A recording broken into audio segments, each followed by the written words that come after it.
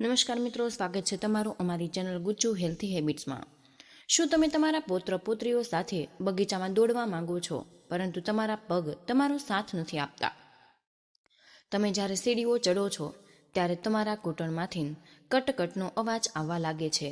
સવારે ઉઠતાની સાથે જ તમારા તળિયામાં દુખાવો અથવા તો શરીરમાં એવી જકડન અનુભવાય છે કે જાણે કોઈએ જકડી લીધું હોય। તો મિત્રો, આને માત્ર તમે વધતી ઉંમરની નિશાની માનીને છોડી ન દેતા। મિત્રો, આ તમારા શરીરની માંગ છે કે તેને પોષણ જોઈએ છે। આજે હું તમારા માટે લઈને આવી છું 5 એવા દેશી સુપરફૂડ્સ કે જે કાળઝાળ ગરમીમાં પણ તમારા શરીરને અંદરથી ઠંડુ રાખે છે અને તમારા હાડકાં અને સ્નાયુઓને લોખંડ જેવી મજબૂતી આપશે। થાક્યા વિના, રોક્યા વિના જીવવાનું રહસ્ય આજે હું તમને જણાવવાની છું। તો મિત્રો, વિડીયોમાં અંત સુધી તમે જોડાયેલા રહેજો। તો સૌથી પહેલાં જે તમારે ડાયટનો ભાગ બનવાનું છે તે છે પલાળેલા તલ।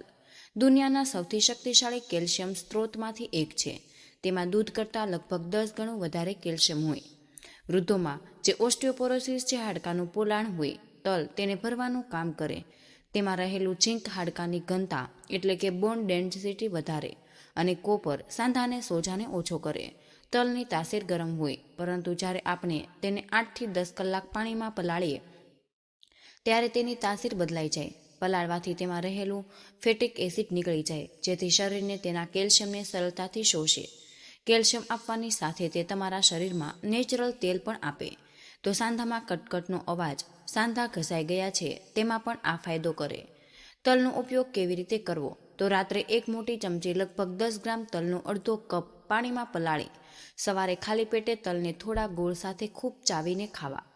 તેની અંદરનું નેચરલ ઓઇલ નીકળે, જે ઘૂંટણની ગ્રીસને ફરીથી બનાવવામાં મદદ કરે અને ગોળ સાથે ખાવાથી તેનું પાચન પણ સારી રીતે થાય। ગોળનું આયન શરીરને તરત એનર્જી આપે, તો આખી ગરમીની ઋતુ સુધી તમે ચિંતા વગર તેને ખાઈ શકો। પરંતુ જો તમે ડાયાબિટીક છો તો ગોળ વગર માત્ર પલાળેલા તલનું સેવન કરવું। જો તમારા દાંત નથી ચાવી શકતા તો તલને ખાંડી લેજો, ખાંડીને પણ પાણી સાથે લઈ શકો। હવે આપણે વાત કરીએ ગરમીના એ સુપરફૂડની, જેને આયુર્વેદમાં શીતળ ઔષધિ કહેવાય, ગુંદકતીરા। મોટાભાગના લોકો આને સામાન્ય ગુંદર સમજે। શિયાળામાં લાડુમાં નખાય, પરંતુ યાદ રાખો, સામાન્ય ગુંદર ગરમ હોય, જ્યારે ગુંદર કતીરા તાસીરમાં ખૂબ જ ઠંડો હોય। આ કાળઝાળ ગરમીમાં તમારા શરીર માટે કુલરનું કામ કરે, પરંતુ તેને સાચી માત્ર અને સાચા સમયે ખાવો પડે તો જ ફાયદો, નહીંતર નુકસાન પણ કરી શકે। હવે ગરમીમાં ઘણા વૃદ્ધો, મહિલાઓના પગના તળિયામાં ખૂબ બળતરા અનુભવાય, જેને બર્નિંગ ફીટ સિન્ડ્રોમ કહે। આ નસોની ગરમી અને નબળાઈનો સંકેત છે। ગુંદકતીરા નસોને શાંત કરે અને બળતરાને મૂળમાંથી દૂર કરે। આ ઉપરાંત તે હાડકાની નેચરલ ગ્રીસ કહેવાય। જેમ મશીનને તેલની જરૂર હોય, તેવી જ રીતે આપણા સાંધાઓને સાઇનોવિયલ ફ્લુઇડની જરૂર હોય। ઉપર ગરમી અને વાતના કારણે ફ્લુઇડ સુકાવા લાગે, જેનાથી ઘૂંટણમાંથી કટનો અવાજ આવે, ઘૂંટણમાં સતત દુખાવો થાય। ગુંદકતીરા હાઇડ્રેટિંગ પ્રોપર્ટીઝ હોય, જે કાર્ટિલેજને સુકાવા નથી દેતી, સાંધાઓ વચ્ચે કુશનિંગ બનાવે। ગુંદકતીરા ખાવાના બીજા પણ ફાયદા મળે। આ શરીરના ઇન્ટરનલ થર્મોસ્ટેટને બેલેન્સ કરે। જો તમને તડકામાં નીકળવા પર ચક્કર આવે અથવા નાકમાંથી લોહી નીકળે એટલે નસકોરા ફૂટે, તો આ ગુંદકતીરા તમારા શરીરની અંદર સુરક્ષા કવચ આપે। ભરપૂર માત્રામાં પ્રોટીન અને ફોલિક એસિડ જોવા મળે છે, જે સ્નાયુઓની રિકવરી કરે અને શરીરમાં લોહીની ઉણપને દૂર કરે છે। ચહેરા પર લાલાશ આવે, સારું પાચન અને કબજિયાતમાં પણ તે રામબાણ ઇલાજ છે। ગુંદકતીરા એક ઉત્તમ પ્રીબાયોટિક છે। આ આંતરડામાં ગુડ બેક્ટેરિયા વધારે, મળને નરમ કરી જૂનામાં જૂનું કબજિયાત મટાડે, પેટ સાફ કરે। સાંધાનો દુખાવો એટલે વાત પોતાની મેળે જ ઓછો થઈ જશે। આનો ઉપયોગ કરવાની રીત શું છે? ધ્યાનથી સાંભળો। જેટલી માત્ર તમને જણાવીશ તેટલી જ માત્રામાં સેવન કરવું। સમયનું પણ ધ્યાન રાખવું। તમારી રાત્રે એક કાચના વાસણમાં 1 થી 2 નાના ટુકડા ગુંદકતીરા નાખી દેવા અને તેમાં 2 ગ્લાસ પાણી ભરવું। યાદ રાખો કે આ ફૂલીને પોતાની સાઇઝ કરતાં 10 ગણો મોટો થઈ જાય, તેથી પાણી વધારે રાખવું। સવાર સુધી આ એકદમ બરફ જેવો અથવા ક્રિસ્ટલ જેલી જેવો દેખાવા લાગશે। ગાળી લેવો અને 1 ગ્લાસ ઠંડા દૂધમાં 2 મોટી ચમચી ફૂલેલો ગુંદર કતીરા નાખી એકસાથે વધારે માત્રામાં પલાળી શકો, પરંતુ તમારે ઉપયોગ કેટલો કરવો? 2 મોટી ચમચી ફૂલેલો ગુંદર તમારે ઠંડા દૂધમાં મિક્સ કરી જો દૂધ ન પચતું હોય તો ઠંડા પાણીમાં લીંબુ અને ફુદીના સાથે તેને મિક્સ કરી ખાંડની જગ્યાએ હંમેશા દોરાવાળી સાકરનો જ ઉપયોગ કરો. સાકરની પણ તાસીર ઠંડી હોય અને આ હિમોગ્લોબિન વધારે. હવે જો તમે ગુંદકતીરા લઈ રહ્યા છો તો જરૂરી સાવધાની રાખજો. ગુંદકતીરા લેતી વખતે આખો દિવસ તમારે 10 થી 12 ગ્લાસ પાણી જરૂર પીવું. બની શકે તો 12 થી 15 ગ્લાસ પાણી પી શકો, પરંતુ એનાથી ઓછું નથી લેવાનું. ગુંદકતીરા કોને ન લેવો જોઈએ તેના વિશે પણ જાણીએ. વધારે શરદી ખાંસીની સમસ્યા રહેતી હોય અથવા જેને અસ્થમા રહેતો હોય, આનું સેવન સાવધાનીથી અથવા મર્યાદિત માત્રામાં કરવું. સૌથી સારો સમય છે સવારે નાસ્તામાં અથવા બપોરના જમતા પહેલા. રાત્રે આનું સેવન ભૂલથી પણ ન કરવું, કારણ કે પચવામાં થોડું ભારે હોય. તેની તાસીર ઠંડી હોય, તેથી વાતને હજુ વધારી દેશે. તો ગુંદકતીરાનું સેવન ક્યારે કરવાનું છે તો સવારે નાસ્તામાં કરી લેવું, બપોરે જમવાના 1-1.5 કલાક પહેલા કરવું અને આખી ગરમીની ઋતુ સુધી કરી શકો. જો ઈચ્છો તો આ ગરમીમાં તમારા હાડકાં ન સુકાય અને પગ લોખંડની જેમ મજબૂત રહે, પાચન સારું રહે, શરીરમાં તાકાત આવે, તો આજે જ તમારા રસોડામાં ગુંદકતીરા લઈ આવો અને કોઈ પણ આસપાસની મોટી કરિયાણાની દુકાને પણ મળી જાય. ગુંદકતીરા વિશે તમારા મનમાં ઘણા સવાલ હોઈ શકે, તો ચાલો કેટલા સૌથી જરૂરી સવાલનો જવાબ જાણીએ, જેથી આને લેતી વખતે તમને કોઈ મુશ્કેલી ન પડે. પહેલો સવાલ છે વધારે પૂછવામાં આવતો કે શું ડાયાબિટીસ શુગરના દર્દી આને લઈ શકે? તો જવાબ છે કે હા, ચોક્કસ લઈ શકે. બસ ધ્યાન રાખો કે તેમાં સાકર અથવા તો ખાંડ ન ઉમેરો. સાદા પાણી, દહીં અથવા તો મોળા દૂધમાં ભેળવીને લઈ શકો. ગુંદકતીરામાં ફાઇબર ખૂબ જ વધારે હોય, જે શુગર લેવલને અચાનક વધતા રોકે. આ સિવાય સવાલ પૂછવામાં આવે છે કે શું આને રોજ જ લઈ શકાય અથવા કેટલા દિવસ સુધી લેવું જોઈએ? જુઓ, ગરમીના 3 થી 4 મહિના સુધી, એટલે કે એપ્રિલથી જુલાઈ સુધી તમે આને રોજ લઈ શકો. જો તમારા શહેરમાં માર્ચ મહિનામાં જ ગરમી પડવાની શરૂ થઈ ગઈ છે તો કાલથી જ શરૂ કરી શકો. તો મિત્રો, દિવસમાં 1 થી 2 મોટી ચમચી પલાળેલો ગુંદકતીરા પૂરતો હોય. આનાથી વધારે માત્રામાં તમારે નથી લેવાની. જો તમને શરદી ઉધરસ જલ્દી થતા હોય તો આને અઠવાડિયામાં 3 વાર જ લો. હવે આગળનો સવાલ છે, આને લેવાનો સૌથી શ્રેષ્ઠ સમય કયો? હવે આ ઉપરાંત હું તમને જણાવી ચૂકી છું કે આને લેવાનો સાચો સમય કયો છે. તમે સવારે નાસ્તામાં લઈ શકો અથવા તો બપોરે જમવામાં 1 કલાક પહેલા લ્યો. આ તમને દિવસભરની અને ગરમીથી બચાવશે. રાત્રે આને લેવાનું ટાળો, કારણ કે પચવામાં થોડો ભારે હોય અને તેની તાસીર ઠંડી હોય. વારંવાર એટલે કહી રહી છું, કારણ કે એ ભૂલ તમે ન કરો. ખાસ કરીને વૃદ્ધો જેમના સાંધામાં ઘૂંટણમાં દુખાવો હોય, જો રાત્રે આનું સેવન કરશે તો તેમના દુખાવાને હજુ તેઓ વધારી દેશે. આનું સેવન સવારે જ કરો, સૌથી શ્રેષ્ઠ, અથવા તો બપોરે જમવાના 1 કલાક પહેલા. એક બીજો સવાલ પૂછવામાં આવે છે કે શું આને બાળકો અને ગર્ભવતી મહિલાઓ આપી શકાય? જુઓ, બાળકોને આની અડધી માત્ર, એટલે કે 1 ચમચી પલાળેલો ગુંદકતીરા આપી શકાય. ગર્ભવતી મહિલાઓને, દૂધ પીવડાવતી માતાઓ માટે આ ખૂબ જ ફાયદાકારક છે, કારણ કે તેમાં કેલ્શિયમ છે, પ્રોટીન પણ છે, ફોલિક એસિડ પણ હોય, ન્યુટ્રિશનથી ભરપૂર હોય. પરંતુ શરૂ કરતા પહેલા એકવાર તમારા ડૉક્ટરની સલાહ જરૂર લેજો. હવે વાત કરીએ ત્રીજી ફૂડની, જે ફણગાવેલા ચણા અને મગ. વધતી ઉંમરમાં સાર્કોપિયન, એટલે કે સ્નાયુઓનું ઢીલું થવું, આ પ્રકારની સમસ્યા હોય. ફણગાવેલા મગ અને ચણાનું હાઈ ક્વોલિટી પ્રોટીન સ્નાયુને ફરીથી ટાઈટ, મજબૂત બનાવે. આમાં રહેલું આયર્ન હિમોગ્લોબિન વધારે, જેથી પગની નસો સુધી ભરપૂર ઓક્સિજન પહોંચે અને પગમાં વારંવાર થતી ઝંઝણાટી બંધ થાય. ફણગાવેલા પછી આમાં વિટામિન B12 અને અન્ય વિટામિન્સની માત્રા વધી જાય છે. નસોની નર્વસ સિગ્નલને સારું કરે. જો તમે ફણગાવેલા ચણા અને મગ ખાઈ રહ્યા છો તો આ વાતનું ધ્યાન રાખજો કે જો તમારું પાચન નબળું છે તો કાચા સ્પ્રાઉટ ન ખાઓ. તેને 3 થી 4 મિનિટ માટે વરાળ સ્ટીમથી પકાવો અને ઉપરથી સંચળ, એટલે કે કાળું મીઠું, શેકેલું જીરું અને થોડું લીંબુ નાખો. લીંબુમાં રહેલા વિટામિન C મગચણાના આયર્ન અને કેલ્શિયમને શોષવામાં શરીરની મદદ કરે. આનું પણ સેવન તમારે સવારે જ કરવું, સાંજના સમયે નથી કરવાનું.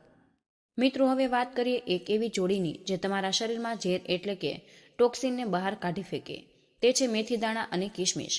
મોટાભાગના લોકો આને અલગ અલગ ખાય, પરંતુ જ્યારે તમે આને સાથે પલાળીને લ્યો તો આ તમારા લોહીને સાફ કરવાનું અને નસોને બ્લોકેજ ખોલવાની સૌથી સસ્તી અને અસરકારક રીત બની જાય. આયુર્વેદ કહે છે કે શરીરમાં જ્યારે વાયુ, એટલે કે ગેસ વાત વધી જાય, સાંધામાં દુખાવો, જકડન અને નસોમાં ખેંચાણ શરૂ થાય, મેથી દાણા પોતાની ઉષ્ણ, એટલે કે ગરમ તાસીરના કારણે રોકાયેલી હવાને બહાર કાઢે.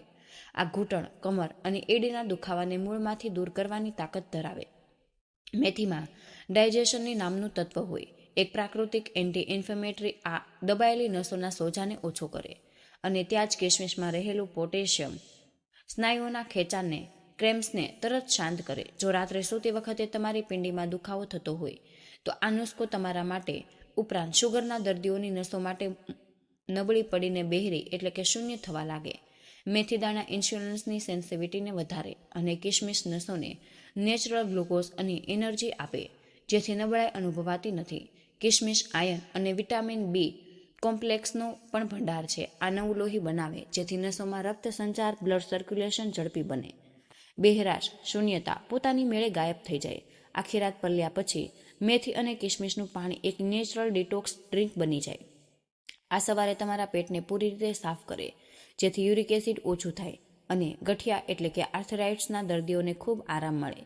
તો આને તૈયાર કરવાની અને ઉપયોગ કરવાની રીત તેના વિશે પણ જાણી લઈએ. રાત્રે સૂતા પહેલા એક કાચના ગ્લાસમાં સાદું પાણી લઈ તેમાં એક નાની ચમચી મેથી દાણા નાખો. 10 થી 15 કિશમિશ નાખો. જો કિશમિશ બીજવાળી હોય તો વધુ સારું. આને નાખી દેવાના છે અને આખી રાત આને છોડી દેવાના. આને ઢાંકીને આખી રાત માટે છોડો. આખી રાતમાં મેથીના ઔષધીય ગુણ અને કિશમિશની મીઠાશ પાણીમાં ભળી જશે. સવારે ઉઠતા જ શું કરવું? તો કોગળા કર્યા વિના વાસી મોઢે સૌથી પહેલા આ પાણીને ઘૂંટડે ઘૂંટડે કરી પીવું. આ પાણી તમારી નસોની સ્વિસિંગ કરે છે. આ પછી બચેલા મેથી દાણા અને કિશમિશને તમારે ખૂબ ચાવીને ખાઈ લેવા. બ્રશ કર્યા પછી આને ખાઈ લેજો. મેથીની કડવાશ કિશમિશની મીઠાશ સાથે દબાઈ જાય છે એટલે આને ખાવું સરળ થઈ જાય. હવે જરૂરી સાવધાનીઓની વાત કરીએ. કોણ આને ન ખાવા જોઈએ? જુઓ, મેથીની તાસીર ગરમ હોય એટલે ગર્ભવતી મહિલાઓએ આનું સેવન ન કરવું જોઈએ. જો તમારું શરીર ખૂબ જ વધારે પિત્ત હીટ એટલે કે ગરમ તાસીરવાળું છે તો મેથીની માત્ર અડધી ચમચી કરી દો અને કિશમિશની માત્ર થોડી વધારો. પલાળતા પહેલા કિશમિશ અને મેથીને એકવાર ચોખ્ખા પાણીથી ધોઈ લો જેથી તેના પર લાગેલી ધૂળ અથવા કેમિકલ નીકળી જાય.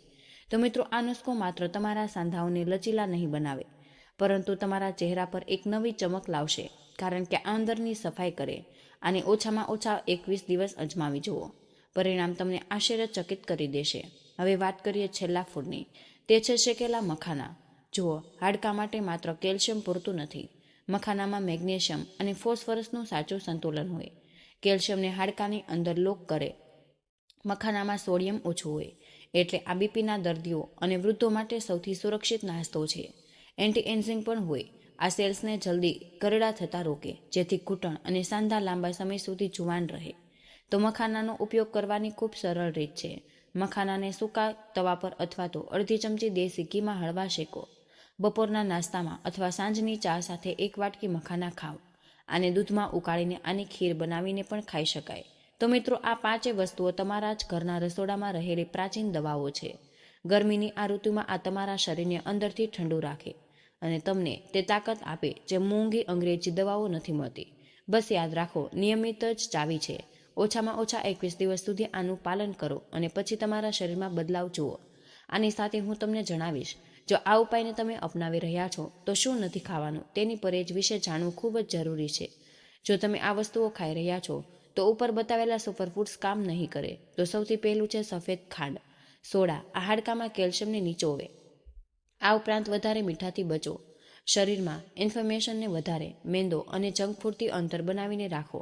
આ નસોમાં બ્લોકેજ પેદા કરે છે. તો મિત્રો, સનબાથ અને વોકિંગ જરૂર રાખો. માત્ર ખાવાથી કામ નહીં ચાલે. સવારનો પહેલો તડકો એટલે 7 થી 8 વાગ્યાનો જે તડકો હોય તેવા 10 મિનિટ જરૂર બેસો જેથી શરીરને વિટામિન ડી મળે. વિટામિન ડી વિના શરીર કેલ્શિયમને શોષી જ નહીં શકે. અને હા, 15 મિનિટનું હળવું સ્ટ્રેચિંગ નસોને ખોલવા માટે અનિવાર્ય છે. તો મિત્રો, ઉંમર માત્ર એક નંબર છે. જો તમારું પોષણ સાચું છે, જો આ 5 વસ્તુઓને તમારી ડાયટમાં બદલીને સામેલ કરો છો તો મિત્રો, મને આશા છે કે આજનો આ વિડીયો તમને જરૂર પસંદ આવ્યો હશે અને વિડીયોમાંથી તમને કંઈક ને કંઈક નવું શીખવા મળ્યું. તો મિત્રો, આજના વિડીયોમાં બસ આટલું જ.